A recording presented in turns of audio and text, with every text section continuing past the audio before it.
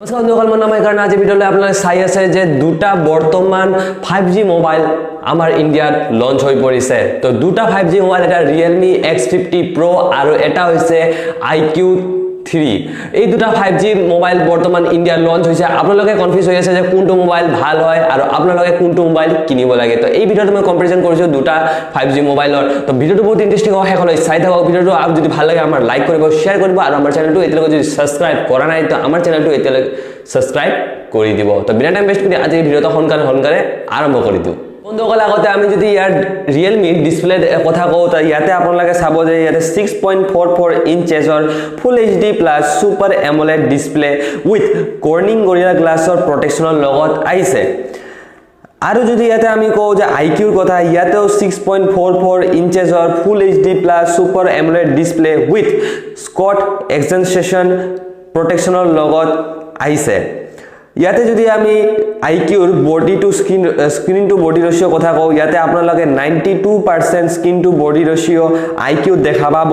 আৰু Realme যদি আমি কথা পাতো, Realme আপোনালোকে 91.4% স্ক্রিন টু বডি রেশিও আপোনালোকে Realme দেখা পাব।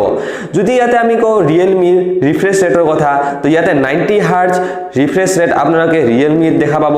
আৰু iQOO যদি কওঁ, iQOOত আপুনি 60 Hz রিফ্রেশ রেট দেখা পাব। ইয়াতে আপোনালোকে সিধা দেখা পাব যে Realme আপোনালোকে ভাল পারফরম্যান্স দেখা পাব, কারণ ইয়াতে 90 Hz রিফ্রেশ রেট এই ডিসপ্লে ব্যবহার করা হয়েছে। তেতিয়া হলে আপোনালোকে ইয়াতে Realme সাইডত যাব পারে, ডিসপ্লেৰ সাইডত।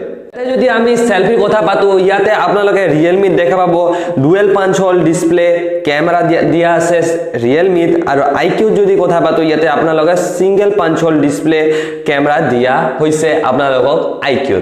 এতিয়া যদি আমি মোবাইলৰ ব্যাক সাইডৰ কথা পাতো, ইয়াতে দুটাতে গ্লাস বডি ব্যৱহাৰ কৰা হৈছে, যত আপোনালোকে Realme দেখা পাব কৰ্নিং গৰিলা গ্লাছৰ ফাইবাৰ প্ৰটেকচন ব্যৱহাৰ কৰা হৈছে। আৰু iQOOত কৰ্নিং গৰিলা গ্লাছৰ গ্লাছ 6ৰ ব্যৱহাৰ কৰিছে, যত আপোনালোকে ভাল এটা ষ্ট্ৰং গ্লাছ দেখা পাব আপোনালোকে iQOOত, কাৰণ ইয়াতে কৰ্নিং গৰিলা গ্লাছ 6ৰ প্ৰটেকচন দিয়া হৈছে। তো আপোনালোকে ইয়াতে iQOOত এটা ষ্ট্ৰং ব্যাক সাইডৰ গ্লাছ দেখা পাব। তো ইয়াতে ডিজাইনৰ কথা যদি কো, ডিজাইনৰ দুটা মোৰ পাৰ্সোনালি বহুত ভাল লাগিছে, কিন্তু আপোনালোকে ডিজাইনৰ কথা আপোনালোকে এৰি দিও, আপোনালোকে কোন ডিজাইন ভাল লাগে সেই ডিজাইনৰ ওপৰত আপোনালোকে যাব পাৰে। কিন্তু এতিয়া যদি আমি কথা পাতো ফিঙ্গাৰপ্ৰিন্টৰ কথা, ইয়াতে দুটাতে আন্ডাৰ ডিসপ্লে ফিঙ্গাৰপ্ৰিন্ট সেন্সৰ দিয়া হৈছে। যদি ইয়াতে আপোনালোকে দেখাব স্পিকাৰত Realme আপোনালোকে ডুৱেল স্পিকার দিয়া হৈছে, কিন্তু iQOOত আপোনালোকে চাব ইয়াতে সিঙ্গেল স্পিকার দিয়া হৈছে। কিন্তু আপোনালোকে ইয়াতে চাব যে 3.5 mm হেডফোন জ্যাক iQOOত দিয়া হৈছে, কিন্তু আপোনালোকক Realme 3.5 mm headphone Jack Realme আপোনালোকক দিয়া হোৱা নাই। তো সকলো ক্ষেত্ৰতে আপোনাৰ চাব ইয়াতে এটা Realme এডভান্টেজ আছে আৰু এটা iQOOত এডভান্টেজ আছে। যে Realme আপোনালোকে দুটা স্পিকার দেখা পাব Realme, কিন্তু 3.5 mm হেডফোন জ্যাক আপোনালোকে Realme দেখা নাপাব। কিন্তু iQOOত আপোনালোকে চাব সিঙ্গেল স্পিকার দিয়া হৈছে, কিন্তু আপোনালোকে ইয়াতে 3.5 mm হেডফোন জ্যাক দিয়া হৈছে। তো ইয়াতে নিজৰ এডভান্টেজ আছে, আপোনালোকক যোনটো ভাল লাগে আপোনালোকে হেইটোত যাব পাৰে। এতিয়া আমি যদি ইয়াতে ক্যামেৰাৰ কথা পাতো, তো আপোনালোকে চাব ইয়াতে Realme 64 মেগাপিক্সেলৰ মেইন ক্যামেৰা দিয়া হৈছে। লেটেস্ট সেন্সৰ Samsungৰ GW1ৰ সেন্সৰ ব্যৱহাৰ কৰা হৈছে।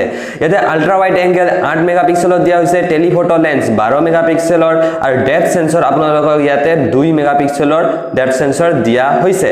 ইয়াতে যদি আমি iQOOৰ কথা পাতো, iQOOত আপোনালোকে চাব 48 মেগাপিক্সেলৰ মেইন ক্যামেৰা দিয়া হৈছে। Sony IMX582 সেন্সৰ ইয়াতে ব্যৱহাৰ কৰা হৈছে। টেলিফটো লেন্স আপোনালোকে ইয়াতে 13 মেগাপিক্সেলৰ দিয়া হৈছে। ওয়াইড এংগেল আপোনালোকে 13 মেগাপিক্সেলৰ দিয়া হৈছে, আৰু ডেপথ সেন্সৰ আপোনালোকে চাব ইয়াতে 2 মেগাপিক্সেলৰ দিয়া হৈছে। তো ইয়াতে ওভাৰঅল আমি যদি কথা পাতো, ইয়াতে আপোনালোকে Realme ভাল ক্যামেৰা এটা চাব পাৰিব, কাৰণ ইয়াতে 64 মেগাপিক্সেলৰ ইয়াতে Realme মেইন ক্যামেৰা দিয়া হৈছে। তো ইয়াতে আপোনালোকে চাব পাৰে। তো ক্যামেৰা পিছনে যদি আপোনালোকে যাব বিচাৰে, তো আপোনালোকে Realme ফালে আপোনালোকে যাব পাৰে। যদি আমি সেলফি ক্যামেৰা কথা পাতো, তো ইয়াতে আপোনালোকে Realme চাব ডুৱেল সেলফি ক্যামেৰা ব্যৱহাৰ কৰা হৈছে, যত 32+8 মেগাপিক্সেলৰ সেলফি ক্যামেৰা ব্যৱহাৰ কৰা হৈছে, যত আপোনালোকে Sony IMX616 সেন্সৰ ইয়াতে ব্যৱহাৰ কৰা হৈছে Realme। এতিয়া iQOOৰ কথা পাতো, তো iQOOত আপোনালোকে 16 মেগাপিক্সেলৰ ইয়াতে সেলফি ক্যামেৰা ব্যৱহাৰ কৰা হৈছে। ইয়াতে আমি ক্যামেৰা ইয়াতে সেলফি ক্যামেৰাৰ কথাও যদি কওঁ, ইয়াতে আপোনালোকে Realme ভাল সেলফি উঠাব পাৰিব iQOOত কই। তো ইয়াতে যদি আপোনালোকে সেলফি যদি ভাল ক্যামেৰা আপোনাৰ লাগে, তেতিয়া আপোনালোকে Realme যাব পাৰে।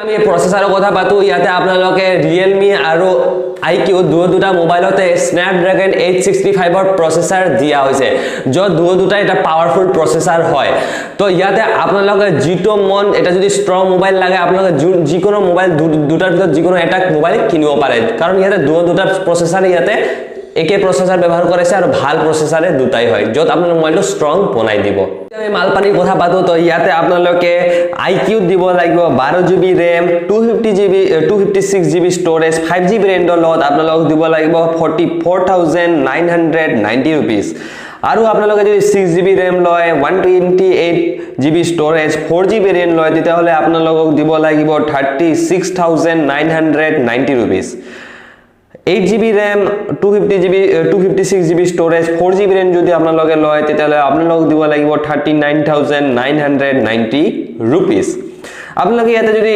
Realme এটা দেখা যায় Realme আপোনালোকে 12GB RAM 256GB 256GB storage 5GB RAM যদি আপোনালোকে লয় ইয়াতে আপোনালোক দিব লাগিব 44,999 rupees আৰু যদি 6GB RAM 128GB storage 5GB variant Realme যদি মোবাইল লয় তেতিয়াহলে আপোনালোক দিব লাগিব 37,999 rupees আৰু আপোনালোকে 8GB RAM 128GB storage 5GB variant যদি লয় Realme তে আপোনালোকে দিব লাগিব 39,999 rupees তো ইয়াতে আপোনালোকে ওভাৰঅল দেখিব পাৰিব যে আপোনালোকক Realme আপোনালোকে যিমান ওয়াল ভেৰিয়েন্ট আছে সকলো ভেৰিয়েন্ট বৰ ইয়াতে 5G ভেৰিয়েন্ট দিয়া হৈছে কিন্তু iQOO খালি এটাই 5G দিয়া হৈছে আৰু বাকি দুটা ভেৰিয়েন্ট আপোনালোকক 4G দিয়া হৈছে তো আপোনালোকে মই ওভাৰঅল ইয়াতে দেখা যায় যে ফুল কম্পাৰিজন Realme হয়তো মোৰ পইণ্ট অফ ভিউ দি চালে Realme অলপ ভাল বস্তুবোৰ দেখা যাব যিবোৰ আপোনালোকে iQOO দেখা না যায় তো আজি ভিডিওটো এইখিনি ভিডিওটো ভাল লাগিলে ভিডিওটো লাইক কৰিব শেয়াৰ কৰিব আৰু আমাৰ চেনেলটো এতিয়ালৈকে যদি সাবস্ক্ৰাইব কৰা নাই সাবস্ক্ৰাইব কৰি দিব তো আজিলৈ এইখিনিয়ে ধন্যবাদ